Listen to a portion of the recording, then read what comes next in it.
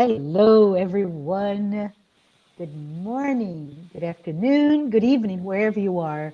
I am so very happy to be here with you today and to have Julio Padovan, who is speaking to us from New York City and will contribute to our series, Seeds of Knowledge, where we will be discussing content to help us understand and it really be enlightened in terms of Spiritism as a body of work and the works of Joanna de Angelis. Today, Julio will be talking for about an hour and a half, and he's focusing on the relationship, as you can see in the slide, the relationship between vital fluid and health of physical and spiritual bodies. I really look forward to this presentation, this opportunity to hear from you, Julio. But before we proceed, I'd like to introduce you to anyone who may not have had the opportunity to meet you previously.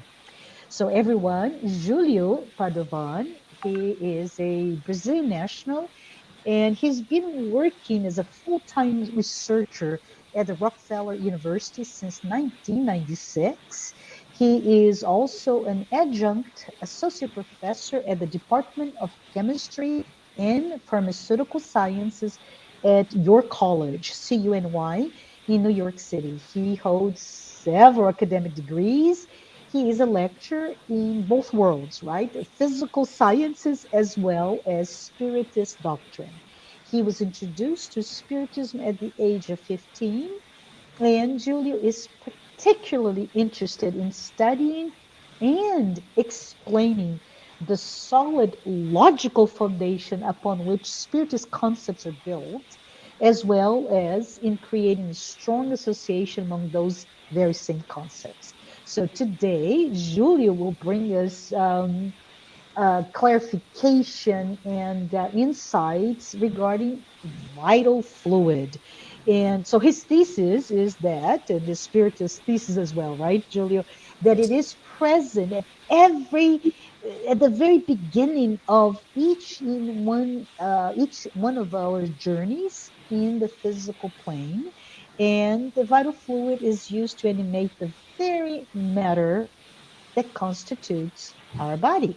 So, because of it, the vital fluid plays an important role in our reincarnation in this life, in this existence, and that role is directly determining the longevity of the physical body and indirectly accounting for the extent of experiences that we can achieve in our physical lives.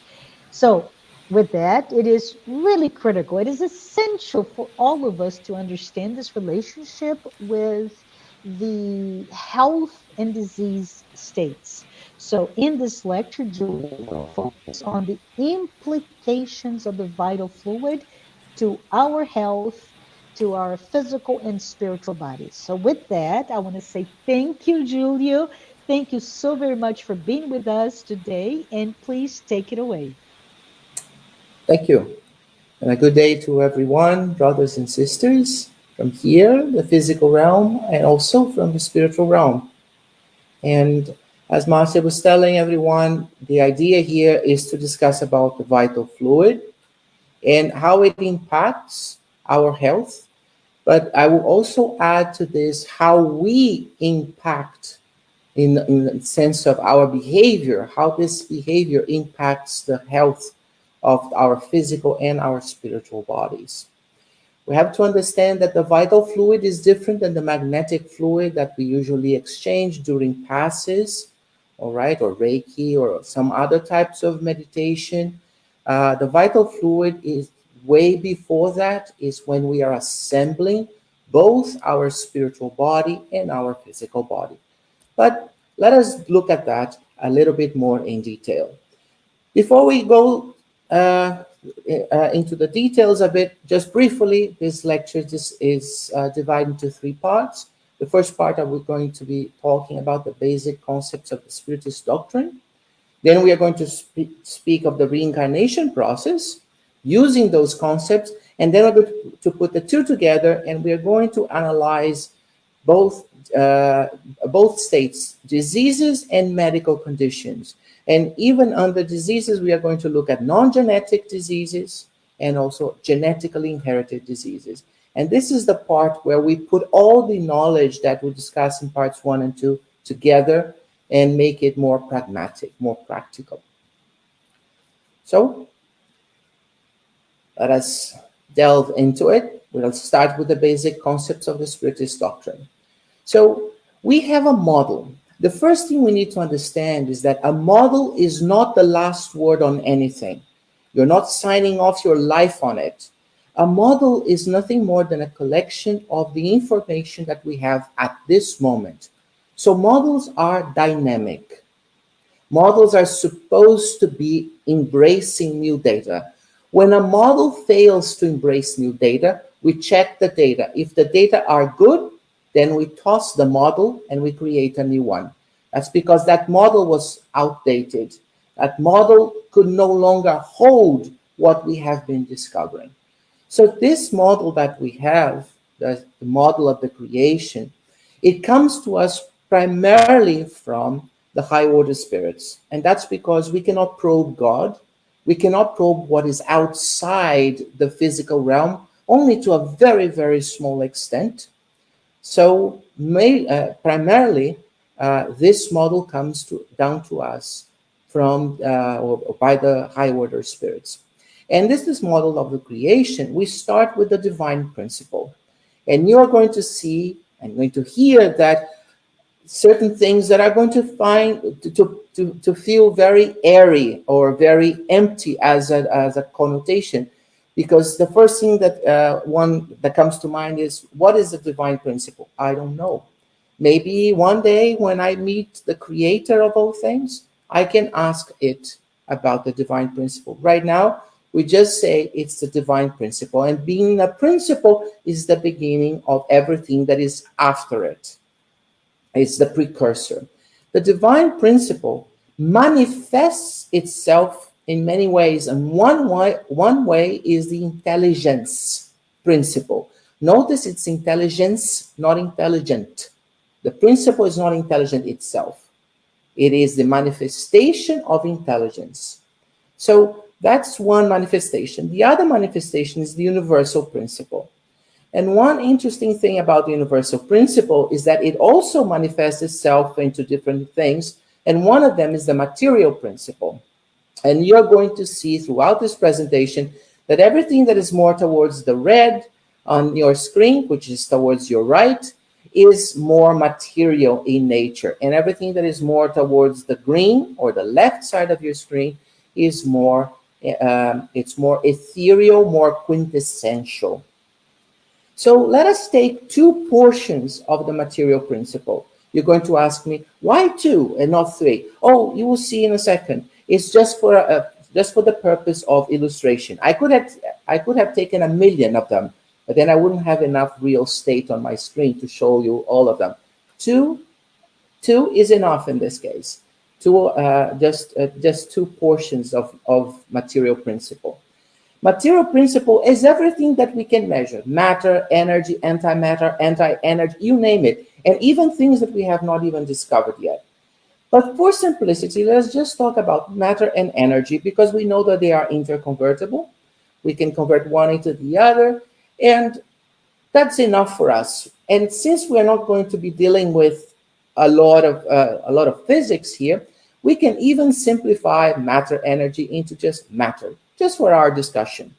But remember that these boxes, these manifestations of the material principle, also include other things that are not just matter, or there are other manifestations that we would not classify today as matter.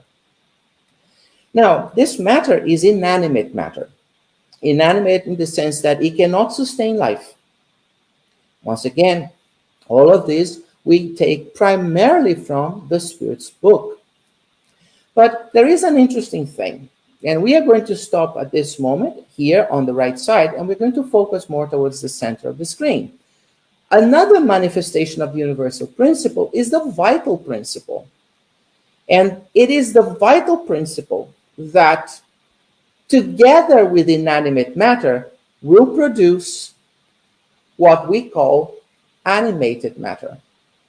And it's the animated matter that we are going to use for our bodies, spiritual body and the physical body. When I say spiritual body here, I am talking about all the layers, let's put it this way, very loosely, all the layers of the spiritual body. It really does not matter for our discussion today how many layers there are, or how we name them, or how they interact. We are just going to separate spiritual body and physical body and make this distinction very clear. Now, just before we proceed, one interesting thing and one interesting question that most people ask me is, how is it possible for the universal principle to do two different things, material principle and vital principle, to manifest itself differently? Well, if you have that question, I cannot tell you exactly in details how these things happen, but I can give you another example. Go to your bathroom and look at yourself in the mirror. We are all put together from a single cell, and yet that single cell manifests itself differently in the lips, in the skin of our cheeks, in the eye, in the iris, for instance, in the hair follicles. But everything came from the same single cell, the same primordial cell that became 2, then 4, then 8, 16, and so on and so forth. So one thing can actually manifest itself differently depending on conditions, circumstances, and produce different results. Therefore, why not the universal principle manifesting itself into material principle and vital principle? It's not so far-fetched. Now, I mentioned that for us, the discussion here is about animated matter. Why is that? Because the intelligence principle gives forth, or is responsible for creating or for manifesting as an essence. We don't have words to describe the essence. What we can say is that it's non-material and non-physical. The essence is quintessential, is ethereal. The Greeks used to call it the pempousia. The pempousia meant the first one, the one that had no other origin besides, the divine origin, and it could not be divided. It could not be. It could not be broken down into pieces or parts or elements or anything. So in Spiritism, let us call it essence. If you don't like the word essence, you prefer quintessence, you prefer something else. It really doesn't matter. Usually I joke and I say to people, you want to call it schlupsy? Call it schlupsy.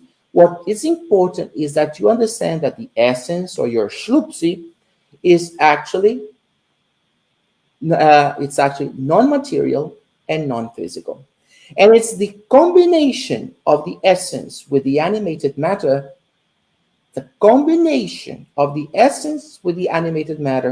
that creates the being or entity. The essence is not a being. The essence is not an entity, is not an object, is not a person, because the essence does not have limitations. The essence exists outside the scope of time, outside the scope of space. It does not have a border.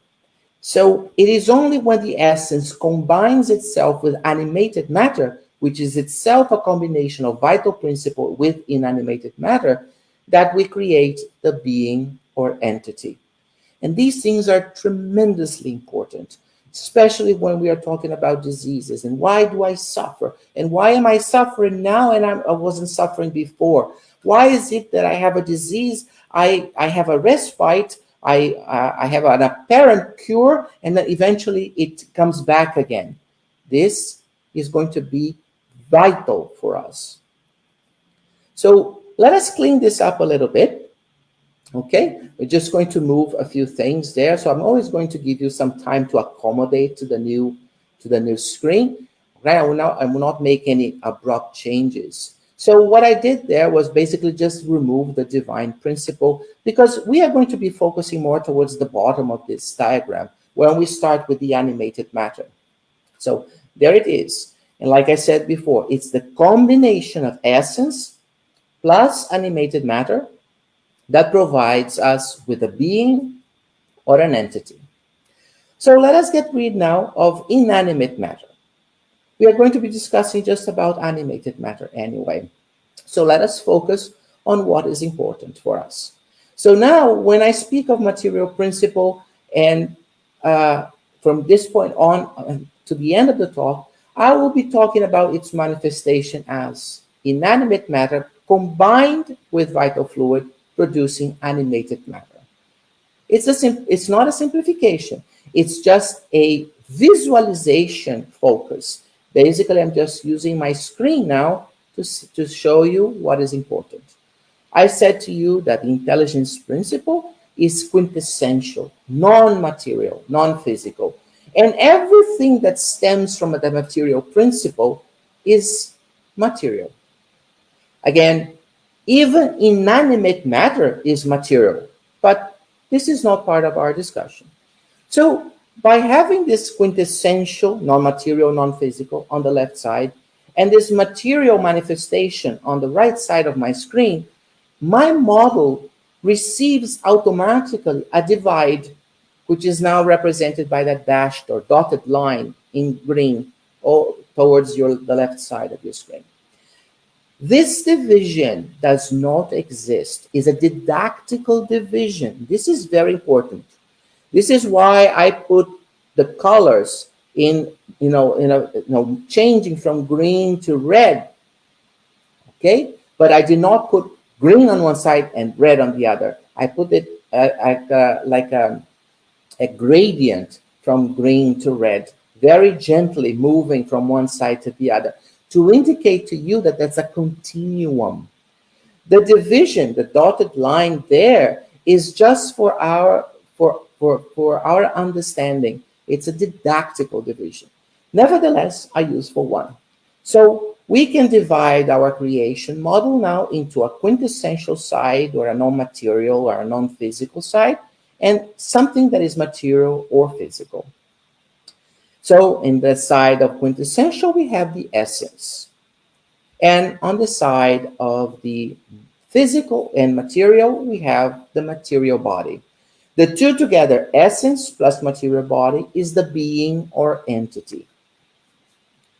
Now, it turns out that the essence is quite smart, and it can take actually two bodies, not in the sense that two bodies as we would think in the sense of having two personalities or two individuals like ourselves walking around, but in the sense that the essence can communicate itself with the material side of the creation, purely material, still animated matter.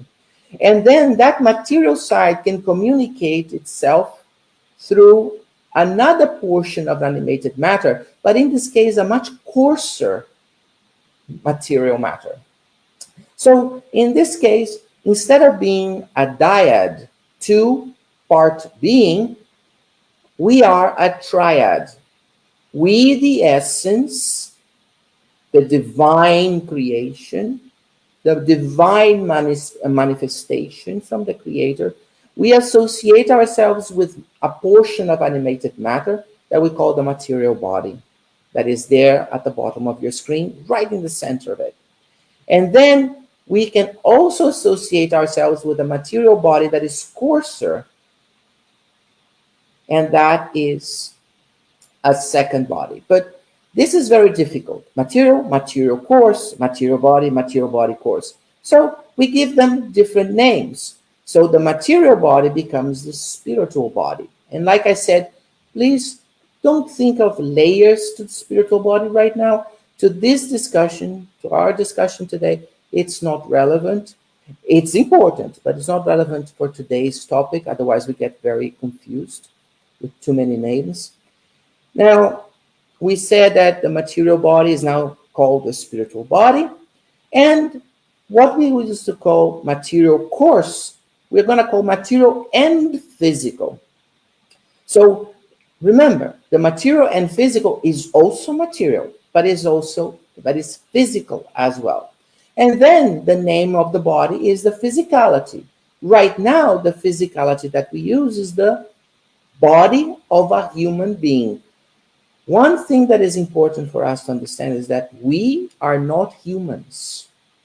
We are associated to a human body, to a human physicality. We are essences. Okay? Now, material and physical is so long, right? So why not just simplify by saying physical? But again, I remind you, don't forget that when we say physical, what we mean is material and physical. And then the physicality gets the name physical body or human body in our case. If we were in Venus, we would call the Venusian body. If we were in Jupiter, so on and so forth. The body from Jupiter, the body from Saturn, and so on and so forth. Now, this is an interesting simplification and one that we can do because it's just a language simplification. There is now one little confusion that usually derails a lot of people when they start studying Spiritism. And here's the interesting thing. When we speak of the spiritual realm encompasses both the the non-material, non-physical, or quintessential, the green side, and a part of the material side, but just the part that is more ethereal, that is not physical. So the spiritual realm spans actually the quintessential and the material. And the physical realm is just for the physicality. So here on Earth, this is the physical realm for us at the moment. So Earth is purely physical. Everything outside is the extra physical or spiritual or even metaphysical, if you prefer, in some other doctrines, which are very aligned with the beliefs in Spiritism. They might call this the metaphysical realm or world or plane of existence. The words here are not so important as what they convey. It's the meaning behind them.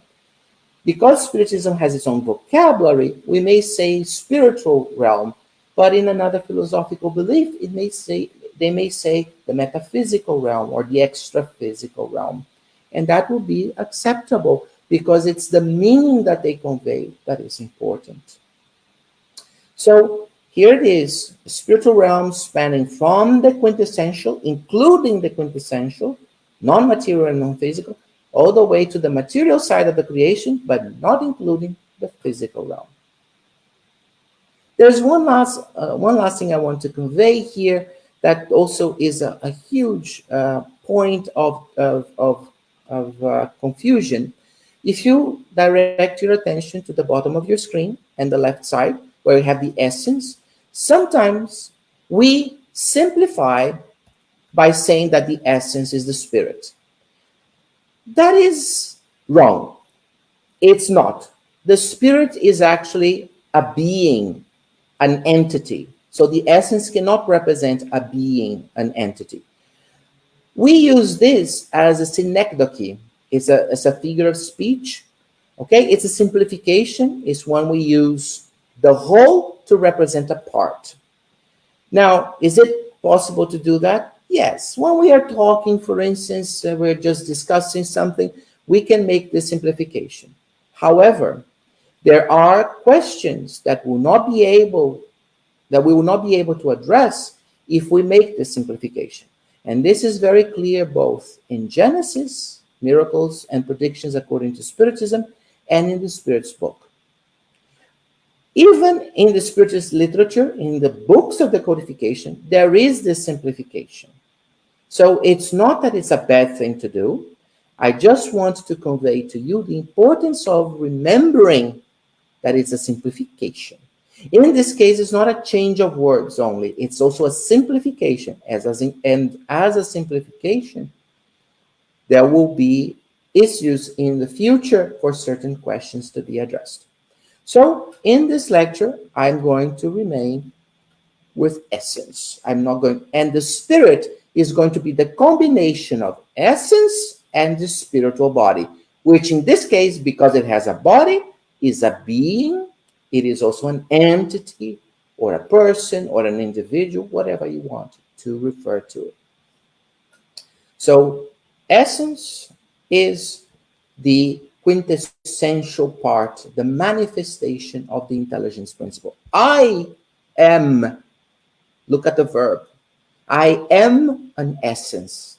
I have a spiritual body. And because I am reincarnated, I also have a physical body.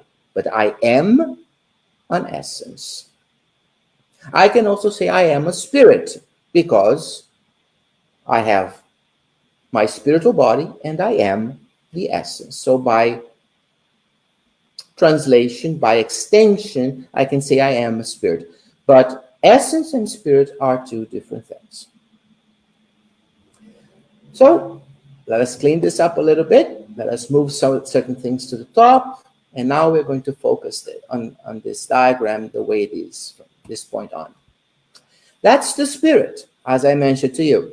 It's the essence associated with its spiritual body. And we have two divides. We have the divide that is represented by the green dotted line that divides everything that is quintessential, non-material, non-physical from everything that is material. And we have a second divide, the one on the red, the one on the right, represented by the red dotted line, that is between material and physical, or just physical for simplicity.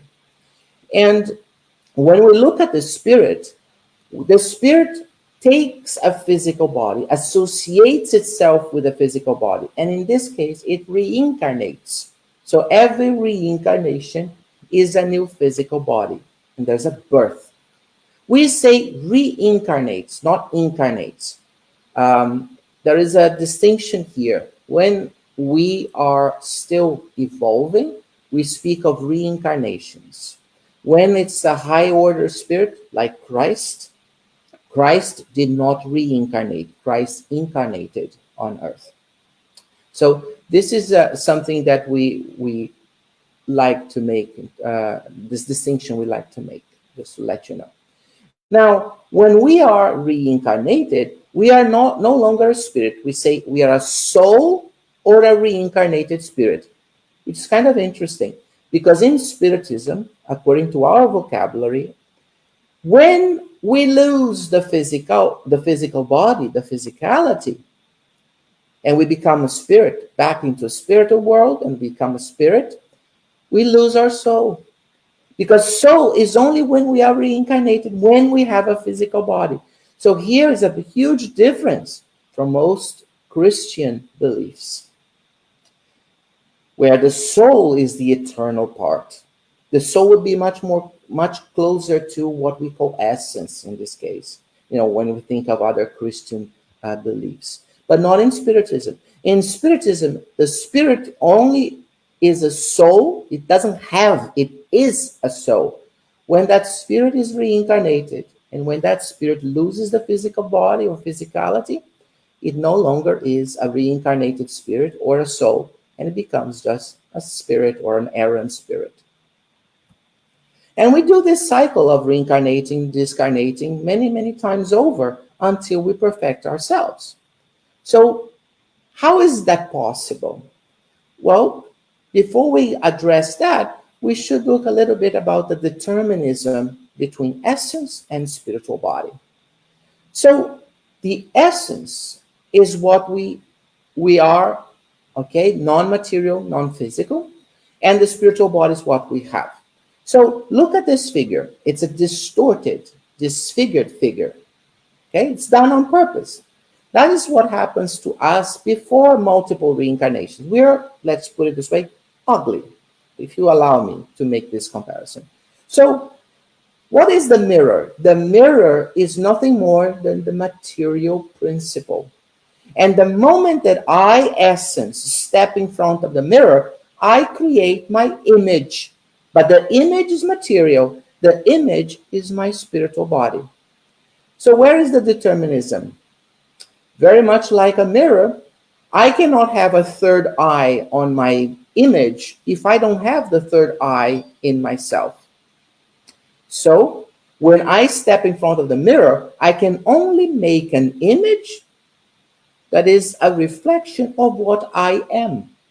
So if I am an ugly individual, my image will also be ugly. What do I mean by ugly? If I am a person that has no moral values, no ethical values, no intellectual values, my image will also be lacking the moral, the ethical, the intellectual values.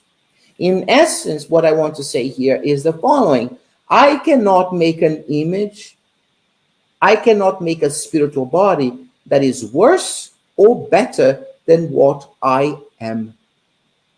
This is the determinism.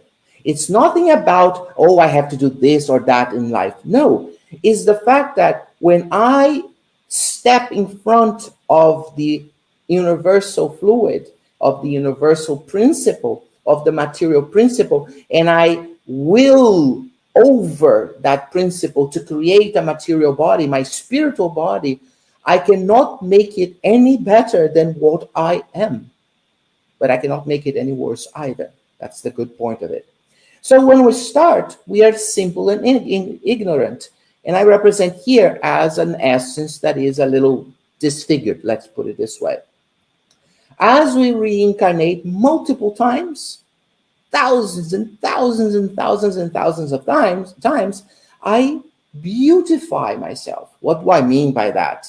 So now you see, the essence there, I'm a little in a better shape, and also it also is my image. So what is this beautification? Is the accomplishment of moral goals. It's the accomplishment of ethical goals. It is intellectualization of myself. This is what I want to convey by beautification here. Don't think of beauty just on the outside. It's the internal beauty that I'm talking about. It's the development of concepts such as charity, such as honesty, such as compassion. All of this beautify my spirit and as my essence, I'm sorry. And as I get more beautiful, internally speaking, so is my spiritual body, or so does my spiritual body. Now you may be asking yourselves, how is that possible? If the essence cannot grasp anything because it's not physical, it's not even material, how is it possible for the essence to acquire, to improve itself? This is why we reincarnate. And this is what we are going to see right now.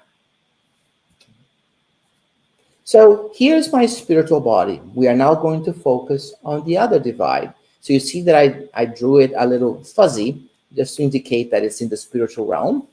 And then there is a physical body. When I am reincarnated, don't forget. So when I am a soul, a reincarnated spirit, there is an amazing association between the two.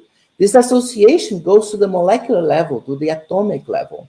So my physical body is actually a copy of my spiritual body, but it doesn't have all the features. So it's a lesser copy. I don't want to say impoverished, it's just a lesser copy, but not in the sense of quality. It just doesn't have all the features. Okay? And some of these associations, you can even, if you have other beliefs, you can relate them to chakras or centers of energy and so on and so forth. Just don't read this too much. Don't say, oh, there is no chakra in the middle of my thigh. No, there isn't. But I'm not saying that all of these points of correspondence are actually centers of energy. But I do show you there the coronal chakra or center of energy, the one at the very top. Then there is the laryngeal one, the one around the neck, the cardiac one, the solar plexus or the solar center of energy around the stomach, liver area, and so on and so forth.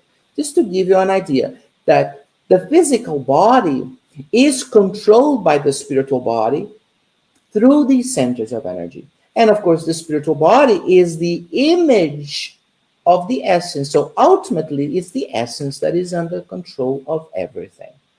So every time I reincarnate, my physical body wanders around and does this and does that. And with that, it transfers information to my spiritual body, which then transfers that, relays that information to my essence. And this is how the essence acquires knowledge, ethics, morals, and you name it, intellectual knowledge, information, so on and so forth. So let us have a quick look here. Now I'm going to ask you to exercise your imagination a little bit. Imagine that I am a very, very, very young spirit, and I'm representing this young age as a caveman. Okay, so that's my spiritual body. I am very crude still. I have not acquired the many moral or ethical behaviors or even intellect. So I'm representing it as a caveman. Do not see this as a caveman. See the caveman as a representation of an earlier stage of my moral development, of my ethical development, of my intellectual development. Now, I approach the divide between the spiritual realm and the physical realm. The divide that allows me to move forward, to reincarnate. So that's the divide that is blinking now. So when I reincarnate, I have to associate myself with a physical body. And I associate myself with a physical body that I can handle. Remember those associations we discussed in the previous slide? So I cannot drive a Ferrari if I don't even know how to drive a a tricycle. So I have to start with physicalities, with physical bodies that are very simple. But it's I who put that physical body together for myself. And this is important, especially when we discuss about diseases, because we always think, oh, this came to me. This was wished by someone to me. No, it's not. All that we put together in our physical bodies was put together by ourselves. And I know, especially when we are facing an excruciating pain or a disease that is relentless, or sometimes it's with a loved one, it's very hard for us to accept this. But there are reasons for it. And the reasons is not, oh, because you have to pay for something. No, no. It is always an educational reason. Now, pain is pain, and I'm not going to trivialize it. When we have it, no one can feel it for us. People can be sympathetic to our situation, can be empathic to our condition, but they cannot feel the pain that we are going through. And I'm not in any moment here trivializing the pain that you might be feeling, that might be experiencing, or the pain that you might be experiencing through the pain of a loved one. But I want you to understand how important there is for us this knowledge, how important this knowledge is for us, that it's the physical body that we have now.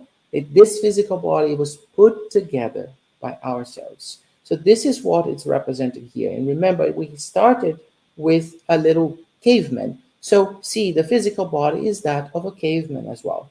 And then we reincarnate. Boom. And now we're a soul or reincarnated spirit. And now we reincarnate as a caveman, right? Not as a caveman in the sense, but as a person with very low moral, ethical, intellectual levels yet. Not necessarily malicious or evil, not that. Just saying at the beginning of our journey. So what is this perispirit or spiritual body taking pictures of? Well, it is recording everything the physical body does. This is how it relays the information to the essence.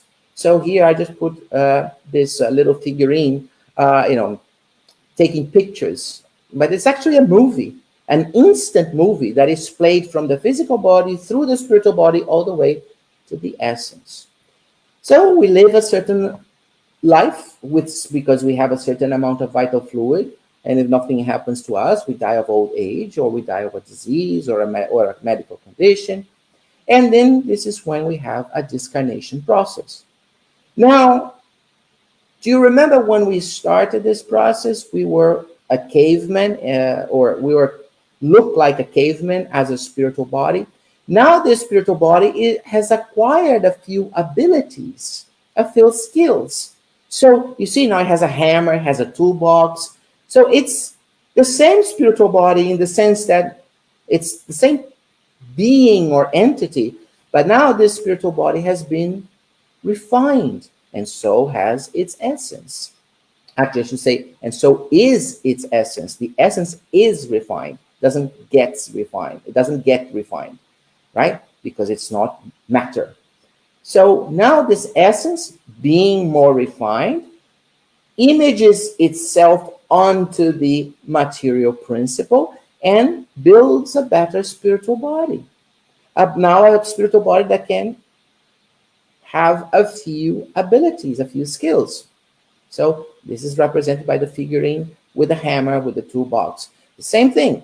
Now this spiritual body approaches the divide, okay, in red, that's blinking, and it's going to put together a new physical body. It's a new reincarnation process. And you notice that now the physical body that is being put together is no longer that of a so-called caveman, but it looks more like that of a regular person. Then we reincarnate. And now we're no longer a caveman, but a person with a suit and a tie, not going to work. This again is representative. It is showing that we have progressed. The progress here is that of moral progress, is that of ethical progress, is that of intellectual progress. All right? Now, this individual has vital fluid. It lives a longer life than previously, where, as a rule, we have a tendency to increase the lifespan from reincarnation to reincarnation. And then eventually, even the vital fluids used for this spiritual body and this physical body will exhaust itself. And then it's time to discarnate. So this person discarnates. And now we have an even better individual, not just with tools, but someone who plans, who has schematics, someone who is more of a top engineer, not the one doing the work. And it's the same thing. We go there, we approach the reincarnatory line that divides the spiritual realm from the physical realm. We now about to reincarnate, and look, we are becoming more and more beautiful, even in the physical body. Again, the beauty here is about moral, ethical, and intellectual effects, okay? Not physical beauty. I have to show physical beauty there because that's easier, to show with the figurines. So this is the figure of Eros or Cupid, if you prefer. And then we reincarnate. And now we get a gold star. It's the end of our reincarnatory process in a particular realm, in this case, in the physical realm, and in our case would be on planet Earth. So once we get all the possible things that we can learn from this physical world, our spirit or spiritual body graduates. And once it graduates,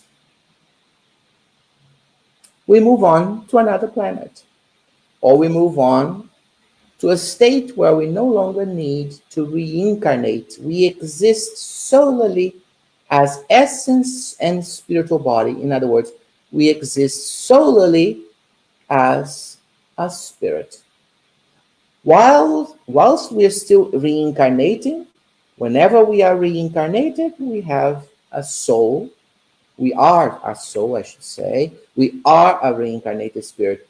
But once we no longer need to reincarnate anywhere, so we no longer need a physicality to learn, then we exist solely as essence, spiritual body.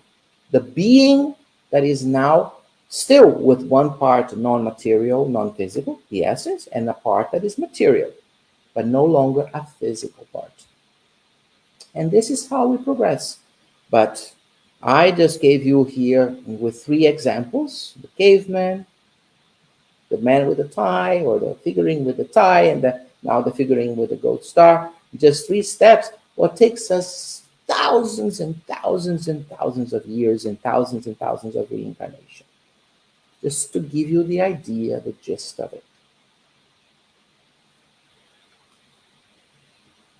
So let us now look what happens when we have disease states and medical conditions. So I'm going to present you a few examples that I hope kind of cover most of it. And it's always going to be in a diagram like this. Your screen is going to be divided into 4 blocks. The ones at the top, if you read the top row, is death from the disease. So in that case, we are going to die. In other words, our physical body is going to die because the spirit never dies. The spiritual body never dies. It is constantly changing. Okay, so poetically we could say, oh, I am always renewing my spiritual body, therefore it's always dying and being reborn. That's true, but we're not going to be talking about things in such a poetic way. The spiritual body does not die. It's the physical body that dies. So whenever we speak of death, I don't even have to say to you, it's my physical body. All right?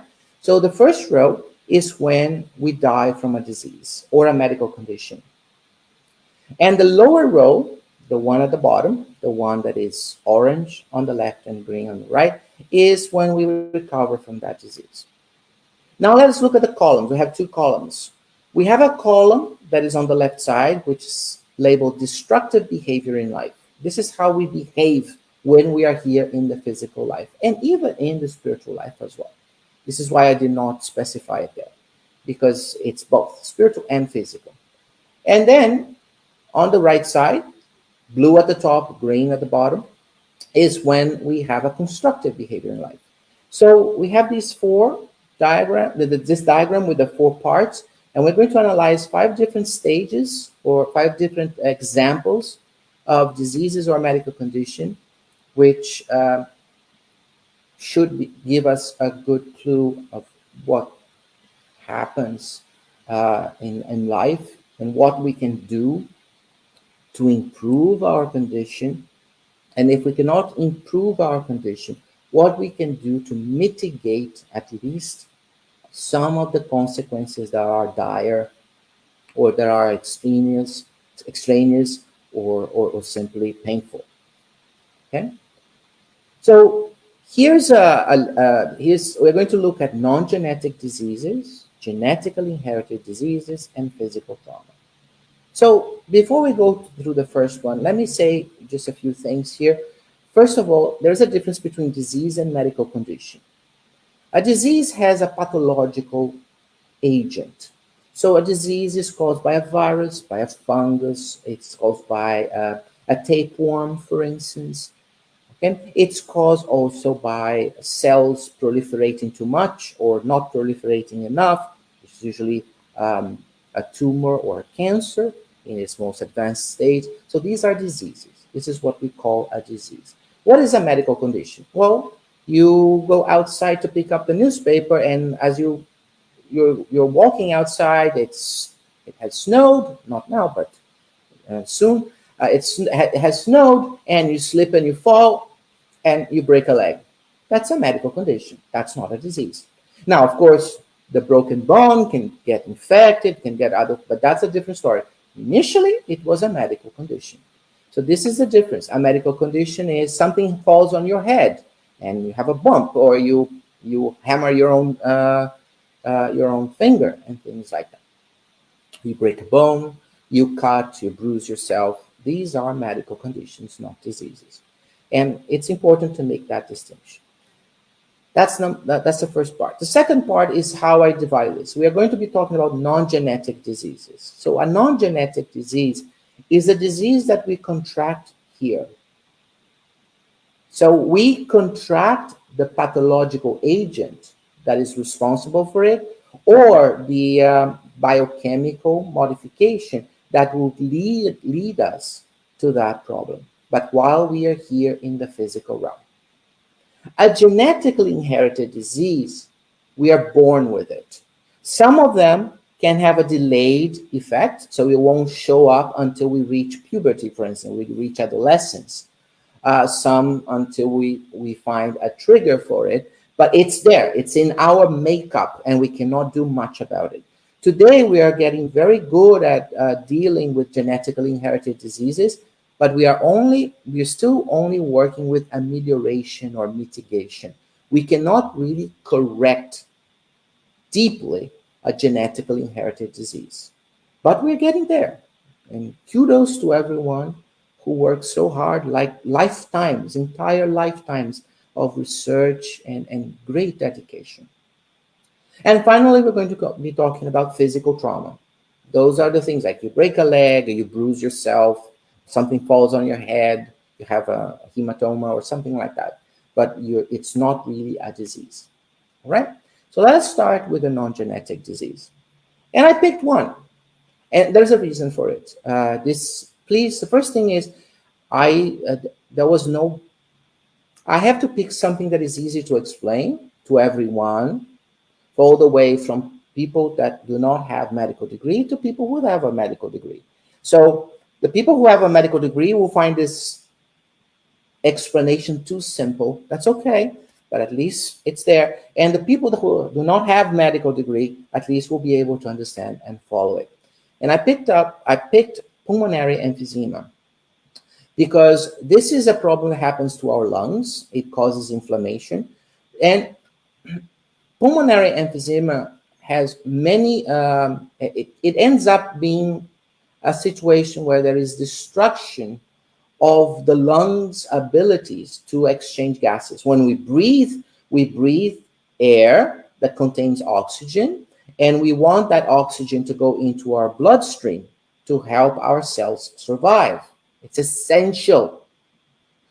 And then our cells, as they consume oxygen, they produce carbon dioxide or CO2, the same CO2 that we hear about saying that is causing that is the culprit for global warming. So we exhale carbon dioxide. So the lungs are responsible for taking a big chunk of that oxygen that is in the air that we breathe in and putting it in our bloodstream, and taking a big chunk of all the carbon dioxide or CO2 that is in the bloodstream as a byproduct of cellular metabolism and expelling it. So when the lungs are no longer capable, or they begin to lose the ability to do this gaseous exchange, we start to suffer.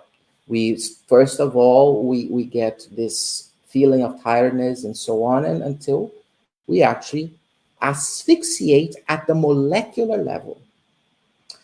Why did I pick pulmonary emphysema? Because we can discuss a little bit in terms of smoking. Cigars, cigarettes, you name it, or even other recreational drugs and even the non-recreational drugs. So all of this will lead to pulmonary emphysema. We can also have pulmonary emphysema from other sources. We don't have just to smoke to get pulmonary emphysema. But today, it's the major cause, the major culprit of emphysemas when we smoke. Okay? So this is the first one that we're going to address. So now, let us do this in steps. Let us think of a destructive behavior in life. So I am diagnosed with pulmonary emphysema, and I am out for blood. I am angry, and I'm not talking about angry just when I get the news. Okay, there's always a little stage of anger. No, I am angry all the time. I do not accept. I think that the whole world is against me, that the divine, the creator of all things, is against me. So I show no remorse. I show no complacency. I show no understanding. Everything that I do is destructive. So I die from it. So physically, it's a negative. So medically speaking, I am a casualty. I'm a casualty. And spiritually, I'm also a casualty. That's the minus sign there, because I never learned from that disease. Now, let us look on the right side. On the right side, I still die because the damage to my lungs was too much. And It dispersed my vital fluid. There was irreparable damage to my physicality. I could not move forward. There is no amount of prayer that will change this. If the vital fluid is depleted, or you destroy the physicality, there is no amount of prayer that will put more vital fluid back. Vital fluid is put together when we make the physical body.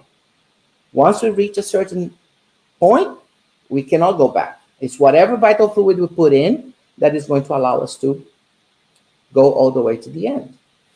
Okay? Now, in this case, we are still dying because the emphysema damaged our physicality too much. What does it damage the physicality too much? Think of it as a car. If you wreck your car, does it matter if you now put top-notch gasoline in it? It can't walk. It cannot run.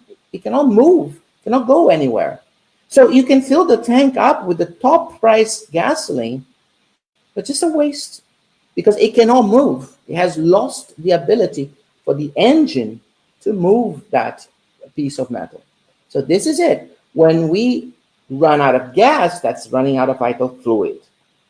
Loosely speaking, because a car, we can still go stop at the gas station and refuel. We cannot refuel vital fluid, okay? And when we have irreparable damage to the physicality, that means we total the car. We wreck the car completely. But you see, in this case, when I had this pulmonary emphysema, I stopped and I said, okay, let me analyze my life. Let me try to change what I am. Let me try to maybe, I was smoking. Let me stop smoking, for instance. Or maybe I was working in a situation, for instance, I was working in a mine and I developed pulmonary emphysema because of the dust particulate. So maybe I'll find another job. Maybe I will start a petition for people that work in mines to have masks and things like that. So I will still die. So physically, for medical sciences, I am a casualty. I am a negative point. But spiritually, I recover from it because I have understood and learned something from it. So the next time around, when I have a new reincarnation, and I will associate myself to a new physical body, I will no longer bring anything to that physical body. How is it possible for me to bring? We do. The person here on this side, on the left side, the one that was irritated and aggravated and angry and this and that, this individual will impart on its perispirit, on its spiritual body, all this anger. And the next time around, when there's a new reincarnation, this individual will put together a body with not the disease, mind you, but the propensity, the inclination, the disposition to develop the disease. If this individual reincarnates now and goes back to smoking, the inclination is there and the smoke will be the trigger. You match trigger with the inclination, poof, you have the development of the disease. But no one comes with a disease in this case that we are discussing. We come with an inclination. This one on the right side has healed himself or herself spiritually. This individual will still die. Okay, physically, that physical body will perish because of this disease, not because of old age or something else, because of this disease. But spiritually, that spirit or spiritual body is healed and will not impart on a new reincarnation body those inclinations. Now let's look here. Let us say that this individual here, that's scenario 3, this individual is still angry, still irritated, but this individual has access to top-notch medical science. So this individual gets a cure for it. So physically, medical science is happy. He is not a casualty or she is not a casualty. It's a plus. But this individual did not learn from this opportunity, from these circumstances. So spiritually, the spiritual body is still sick. On the next reincarnation process, this spiritual body will produce a physical body with that deformity, sorry, not deformity, with that inclination. And again, if this individual does not change his or her habits in the future life and finds the trigger, the disease will prosper, the disease will develop. And this is the best scenario. Scenario number 4. The individual is resigned, the individual is understanding, the individual shows faith. So in this case, there was also enough vital fluid, and the damage had not been so extensive as to impair the organ, in this case, the lungs. So in this case, the individual not only finds the cure in physical life, but also heals himself or herself in the spiritual life, at the spiritual body level. So this individual will not come with an inclination towards an emphysema for future reincarnations. So this, of course, is great. Medical science is very happy. It's a plus, no casualty. But most importantly, the mentors are happy, the spiritual mentors, because we have healed ourselves spiritually. And here, just for you to have it, since you might go back to this lesson, just for you to have the whole thing at once. Let's move on to genetically inherited diseases. So thalassemias, I'm going to say thalassemias in this case because it's actually a group of diseases. They are all related to how we produce globin, how we express the globin genes. Globins are important because they go into putting together a molecule called hemoglobin.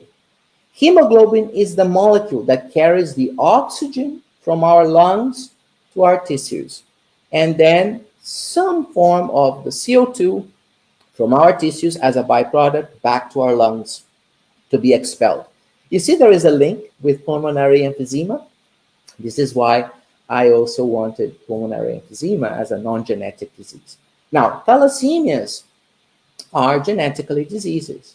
So we come with an absence of a gene or an absence of a controlling mechanism. So somehow we don't express these genes correctly.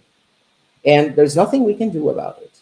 You know, we cannot blame mom and dad, okay? We are thalassemic, and that's it. We have to deal with it. So we are going to have some, one of the things that we're going to do is, depending on the severity, we will have to limit our physical exertion to a certain limit, to a certain point, okay?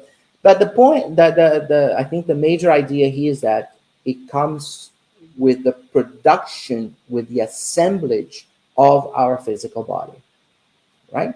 Now, be very careful. Just because it came already with the assembly of the physical body, do not get so psyched about saying, oh, I must have done something wrong in my previous life, and this is how I am paying for it now.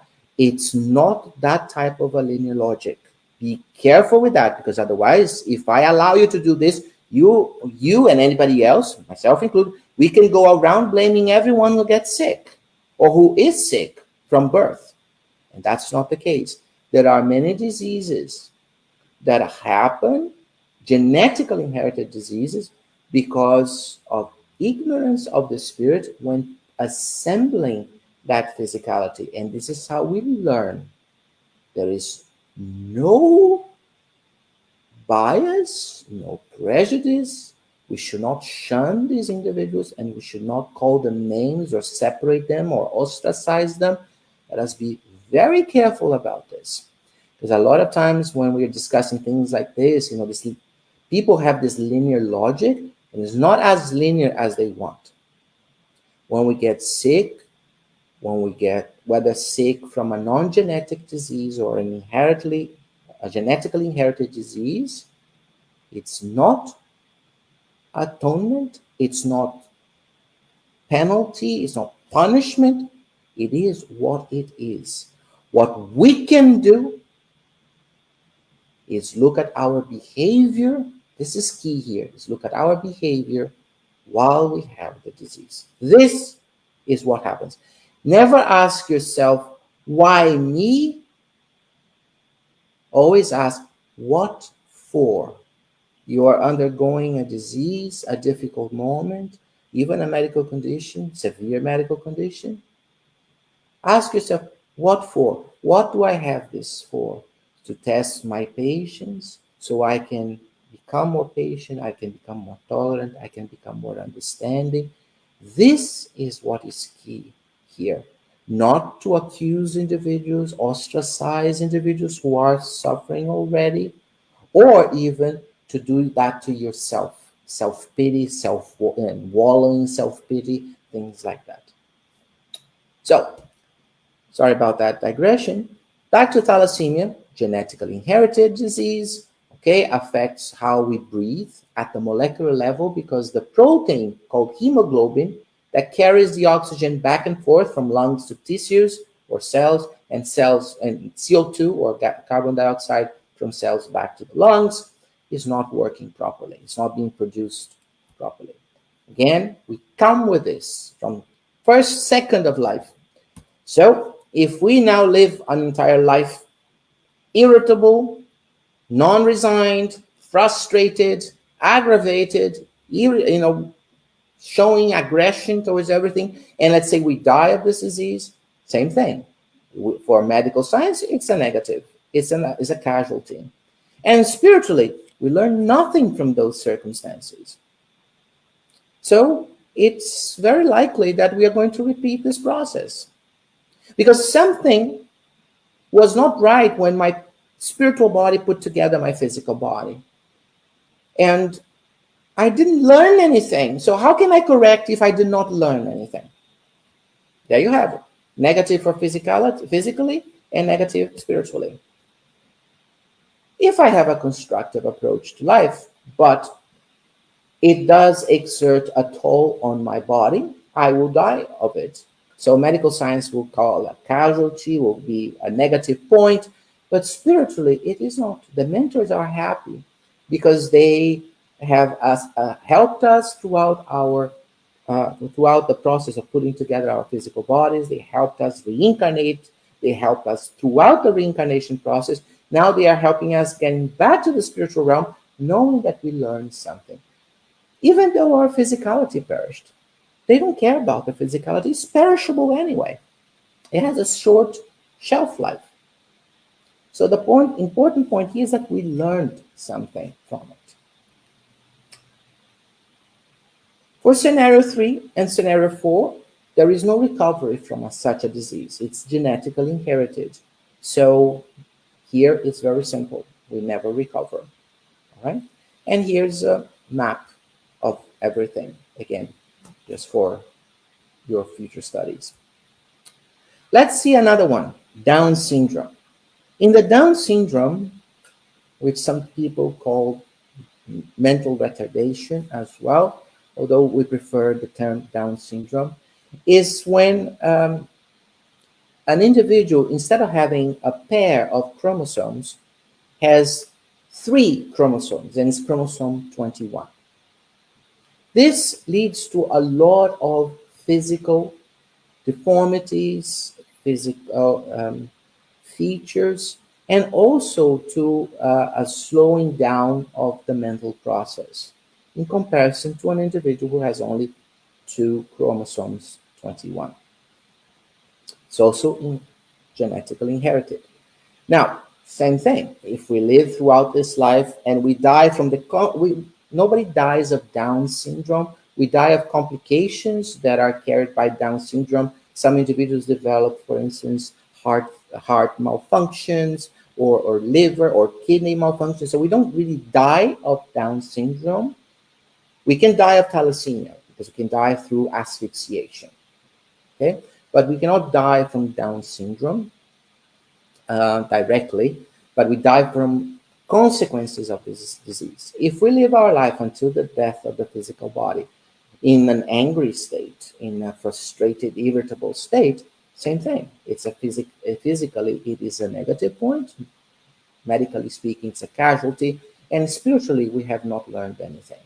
You might say, how is it possible for me to learn anything if I have Down syndrome and I'm already partially retarded? I have a mental retardation. I'm already slower than most people. You are not. Your physical body is, but not your spiritual body. There is a beautiful passage in the Gospel according to Spiritism where I think I don't know if it's the spirit of truth, but the point is, he says, a body is not what imposes the behavior, imparts the behavior. A gentle spirit will be gentle in the body of a giant, and a bellicose warrior spirit will be aggressive even if it's in the body of a paralytic. So here, same thing. We may be expressing this, we may have this third copy of chromosome 21.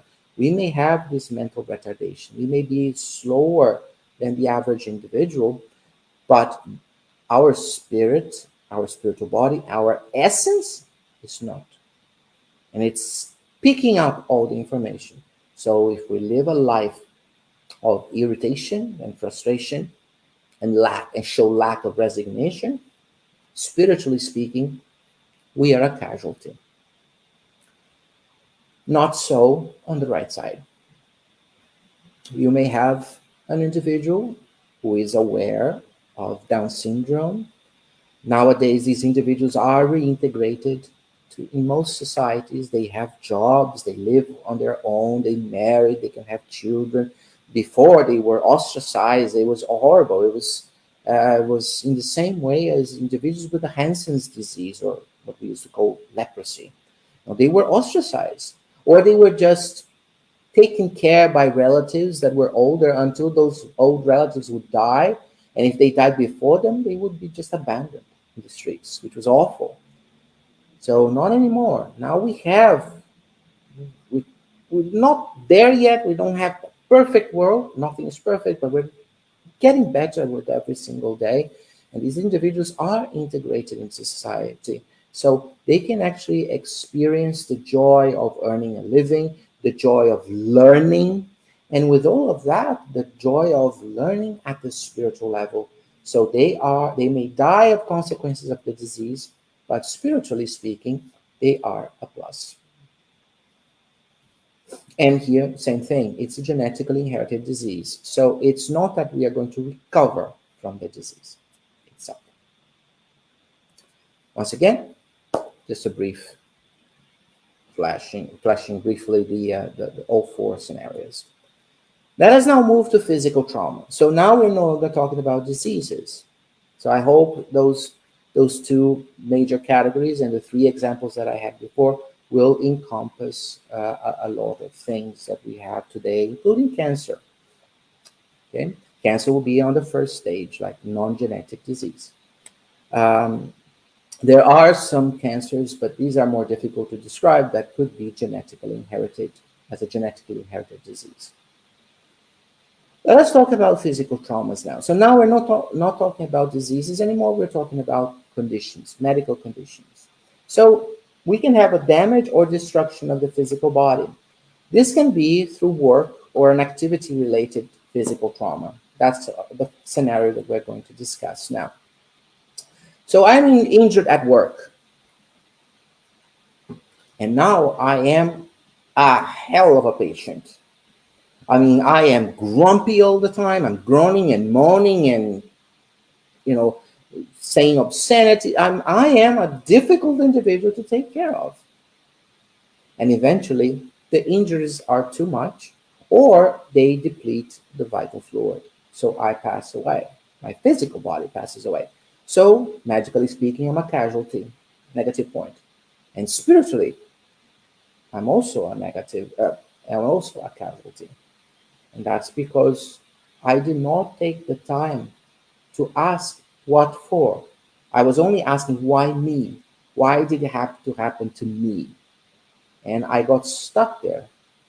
Sometimes these situations can even lead to situations in the spiritual realm where We we become ovoids. We lose even the shape of our spiritual body because we get so consumed by that idea.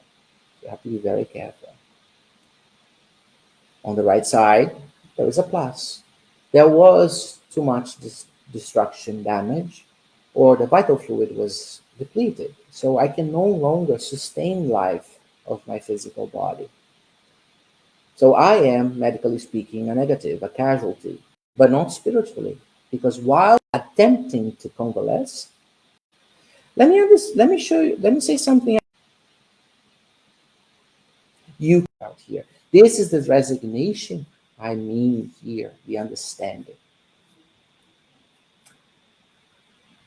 Here, you can actually have access to top-notch medical science, and if you can be fortunate enough that not enough vital fluid was not all the vital fluid was destroyed or was used, not destroyed, and your body was not destroyed beyond the capability of healing itself. So you may have a physical recovery.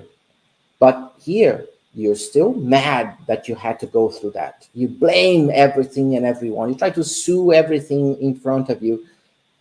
Spiritually speaking, you learn nothing from it. And most likely, individuals like this will find triggers in the next life, situations where they will put themselves at risk again because they know deep down inside, at the essence level, pardon the pun, essentially they know that they have not learned from this set of circumstances. So they have to go through them again. And here's the best case. We get a cure, or in this case, not a cure, it's a healing process. Okay. And spiritually speaking, we also learn from it. So we're not going to look for the trigger on a future life, on a future reincarnation process. Oh, I'm sorry. Let's go just see the whole thing again. 04 over there, have the record for it. And now let's see physical trauma, okay? But now we are in this physical trauma, it's still the same point, but in scenario 5, there is an intentional action.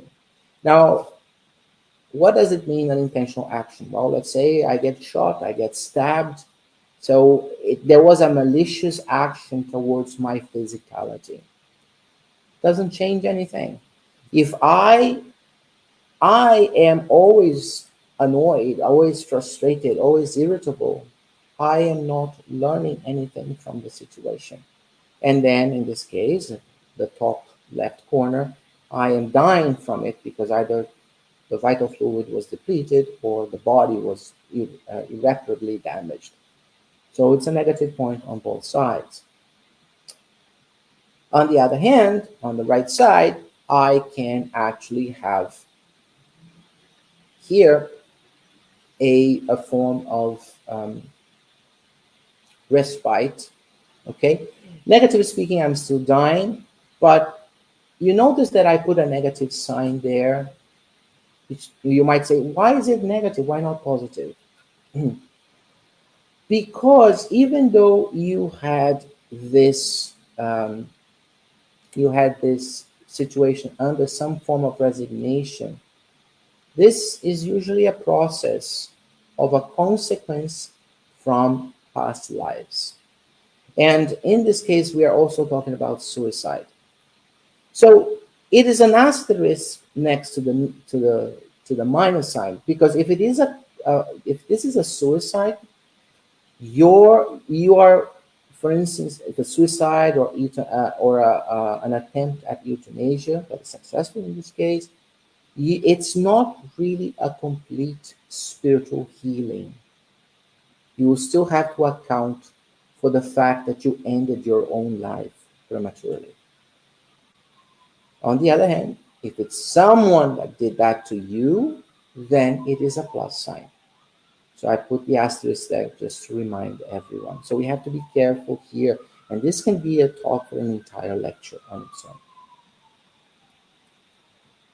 Scenario 3, for this scenario 5.3, right? For this type of approach, physically it's a plus if you manage to recover from it, from the condition, so there was no depletion, complete depletion of the vital fluid, or the body was not irreparably damaged. However, throughout the process itself, you did not behave in a very in a morally way, in an ethically way. So spiritually, you learned nothing. Therefore, you are prone to commit this mistake again in a future reincarnation. Sometimes even in the same reincarnation, there are individuals that are reincidents in the same reincarnation process, not just once or twice, even more than that.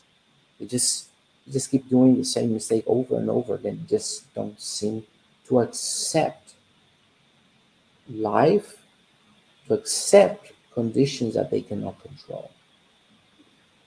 And here, scenario number 4, recovery from the condition. You have a constructive behavior in life. So here you do recover physically, so it's a plus. And you also recover spiritually. But again, an asterisk there, please, remembering that if you manage to recover yourself here, it's not because you were spiritually uh, okay, or because you were resigned, but it's because it's a physical thing. You do not have a depletion. First of all, it's material because you do not have a depletion of your vital fluid, and it's also a physical thing, material and physical, because you did not damage your body irreparably. So this plus is also with an asterisk. Also with an asterisk, because you may find yourself still owing no one but yourself some learning, some knowledge. And here's O4 again, to let you know. And that's basically what I had to tell you. I want to convey one interesting concept from Joana de Angelis, the mentor of Divaldo Pereira Franco and the spiritual author of the Psychology collection. Joana de Angelis says something that is very hard for us to accept, but it's true nevertheless. When you sit down, you read, you meditate about what she said, you realize that she is right. There are no diseases in this world. There are diseased. In other words, there are people who create diseases, not diseases that affect people. And what is it that she wants to convey from that? She wants to convey from that she wants to convey that we are the ones, when putting together our physicalities, our physical bodies, we are the ones who impart deformities, we impart defects, we impart at the genetic level, at the physical level. It doesn't really matter, but we are the ones who do that. We do that out of ignorance when we're still learning, and we also do that out of malice or stubbornness when we are going through the same errors or mistakes over and over again. The divinity, the divine, the creator of all things, doesn't want us to suffer. He doesn't wish us to go through difficulties. We are the ones who put ourselves through them. Some of us put ourselves through them as a learning process. Some of us because we just don't know better, so it's out of ignorance, and some of us out of sheer stubbornness. This is why we cannot judge the sick. This is why we cannot judge, even if the sick is a temporary sick. We should always assist. Compassion, understanding, should never ask, what am I gaining from it? We should just do it. When we speak of this is a charitable feeling towards our brothers and sisters. And charity never asks what can be gained, what is the reciprocity of this. No. Charity is perhaps the most selfish of all the feelings we have. Selfish in the sense that It only thinks of itself. I am charity. I move out towards people. I don't care if people move towards me. This is what I mean by selfish. So when we see all these situations, or when we are in one of these situations, let us ask ourselves what we can learn from it. The what for. What am I going through? Why am I going through this? No. What am I going through right now, and what for? What can I gain spiritually from it? Asking why me, it's not, even if you get the answers, they are not fulfilling. They are not fulfilling. This is how we go from vital fluid to reincarnation processes, to our responsibility in putting our physical bodies and in governing that physical body throughout the reincarnatory process. And this is what I had to show you. Here's a list of references. I'm just going to show it so that you have a record of it. Sorry, not all of them are in English. Okay. Some of, I think one of it is in German, some in French, and others in Portuguese. Okay, and there is one I didn't put, but I should have listed there. I'm embarrassed to say that you should also read the entire collection of Joanna de Angelis, the psychology collection. That it cannot be just one book, because Joanna de Angelis just links them so beautifully that you have to read the whole collection. And you have to start it from the first book. Do not start from the end, because she will be using concepts there that she discussed before. So you have to read it as Mr. Divaldo Pereira Franco psychographed them in the correct chronological order. So it is not here, because I believe it's about 17, 18 books, but you should have it there as well. The Psychology Collection by Divaldo Pereira Franco and the spiritual mentor Joanna de Angelis. And with that, I thank you for your attendance, your attention, questions if you have any, and the invitation from the Solitude Center for Spiritual Living, for the invitation for presenting this, for having me here, and the presence also of the brothers and sisters from the spiritual realm. Absolutely. Thank you so much, Julio. Thank you, all of you who has been here and listening to Julio Padovan. Very academic, very pedagogical, and very easy to understand, a very complicated um, concept of vital fluid and how does it affect our health or recovery. So thank you so much. Julio, I would like for you, if you don't mind, to close our time together with a small prayer, if it's okay. Okay, so at this moment, we raise our thoughts to our divine creator, to his emissaries, our mentors who are here with us.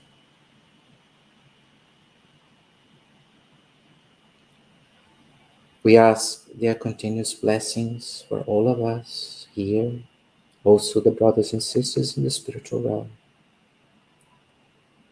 We ask for health, but most importantly, for strength and courage to guide us through this reincarnation process that we have already started. And for the brothers and sisters who are about to reincarnate, to receive the guidance, to study as much as they can so they can put together their physical bodies as the best tool they can at this moment for the actions, for the learning they have to undergo. We thank you, Lord, Creator of all things, for everything that you provide to us.